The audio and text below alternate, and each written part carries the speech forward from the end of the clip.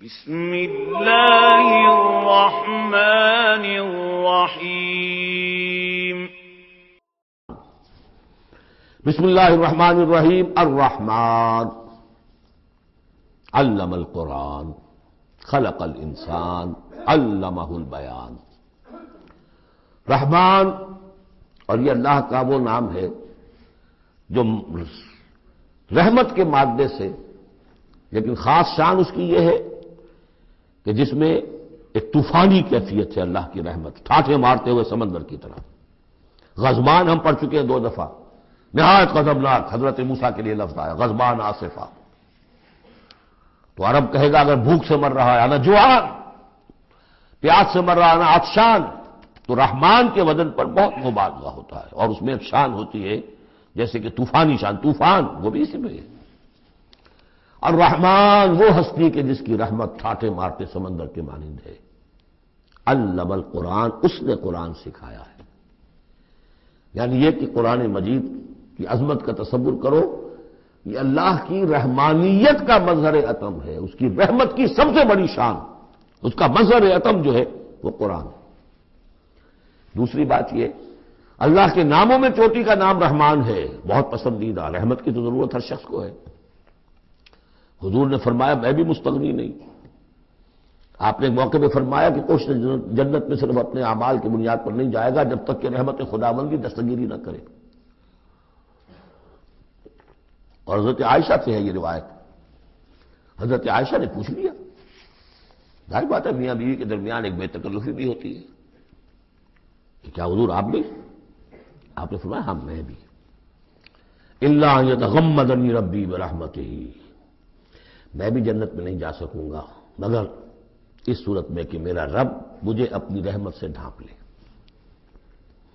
تو رحمان چوٹی کا نام ہے اللہ کے ناموں میں سے، اور جو علم اللہ نے دیا انسان کو اس میں چوٹی کا علم قرآن ہے۔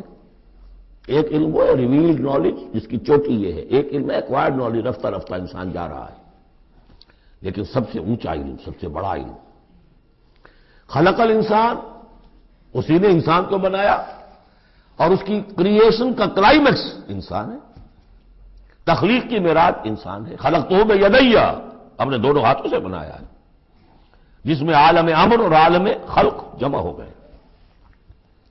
اس سے آگے علمہ البیان، جو صلاحیتیں انسان کو دی ہیں ان میں چوٹی کی صلاحیت جو ہے بیان ہے۔ انسان کو کہا گیا حیوان ناطق، نطق، قوت بیان۔ اور یہ بات ہمیں معلوم ہے کہ یہ جو انسان کا جو برین ہے، ظاہر بات ہے گوریلاز میں بھی ہے، چمپینزیز میں بھی ہے، اور بھی حیوانات کے اندر بھی ہے، گھوڑے کا بھی برین ہے، لیکن یہ برین جیسے جیسے رفتہ رفتہ لوئر اینیمل سے اوپر آپ آ کر دیکھتے ہیں، ہائیسٹ انسان کے اندر آ کر اس کا جو گرے میٹر ہے، وہ جو ہائیسٹ ایوالو فارم ہے، اس میں مختلف ایریاز ہیں۔ یہ ویژن کا ایریا ہے، آنکھ سے جو انفارمیشن جا رہی ہے وہ پھر ڈسائفر ہوتی ہے گرے میٹر کے اس پچھلے حصے کے اندر، ہیئرنگ ایریا ہے۔ لیکن سب سے بڑا رقبہ جو ہے وہ ہے سپیچ سینٹر، اور اس کے 2 حصے ہیں، دوسرے کی بات سننا اور سمجھنا، پھر اپنی بات کہنا۔ یہ 2 ایسپیکٹس ہیں اس کے۔ تو سپیچ سینٹر، اس میں دونوں چیزیں آ جائیں گی، کلام کا فہم اور پھر کلام کو دوسروں تک پہنچانا۔ تو علمہ البیان، اللہ نے صلاحیتیں تو اور بھی دی انسانوں کو بہت سی، آنکھ بھی دی، کان بھی دیا، لیکن یہ آنکھ اور کان تو حیوانات میں بھی ہے، بلکہ بعض حیوانات کی بصارت ہم سے کہیں زیادہ آگے ہے۔ بعض حیوانات وہ ہیں کہ جنہیں روشنی کی بھی ضرورت نہیں دیکھنے کے لیے، بغیر اندھیرے میں بھی دیکھتے، ہم تو اندھیرے میں نہیں دیکھ سکتے۔ اس طرح کان، گھوڑے کا کان جو ہے اس کے کان کھڑے ہو جاتے ہیں اینٹنا کی طرح سے، اگر کہیں سے آہٹ ہو، جب یہ اب تک گھوڑ سوار نے کچھ نہیں دیکھا تو نہ سنا ہے، جب ذرا سی آہٹ کہیں کہ گھوڑے نے سن لی۔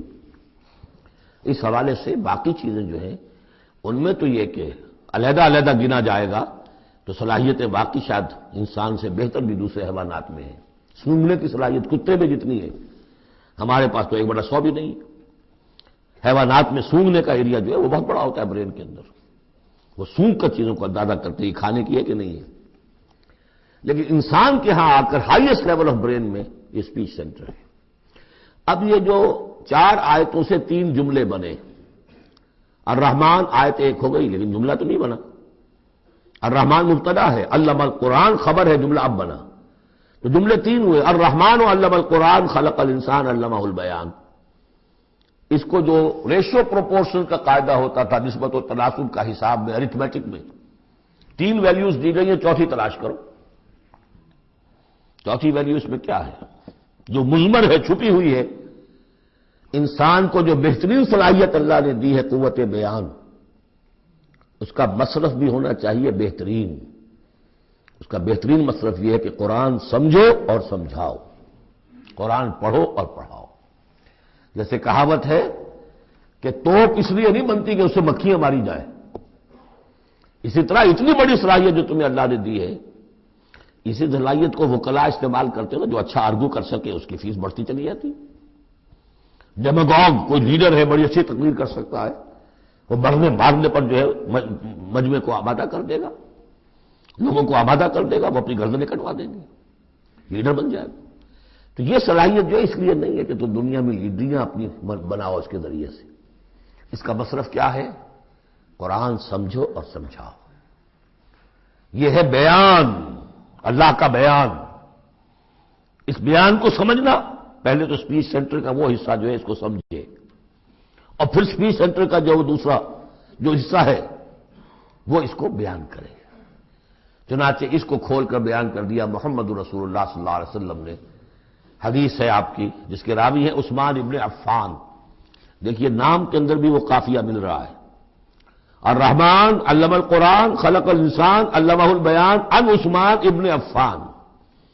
اب عفان کے بیٹے عثمان نے روایت کیا، حضور نے فرمایا خیرکم من تعلم القرآن وعلمہ، اور خیر یہاں پر سپرلیٹ کے سلسلے میں آ رہا ہے، تم میں بہترین لوگ وہ ہیں جو قرآن سیکھیں اور سکھائیں۔ اب سورہ قمر کے فوراً بعد یہ وَلَقَدْ يَسَّرْنَا الْقُرْآنَ لِلذِّكْرِ فَهَلْ مِن مُدَّكِرٍ الرحمن علم القرآن خلق الانسان علمہ البیان۔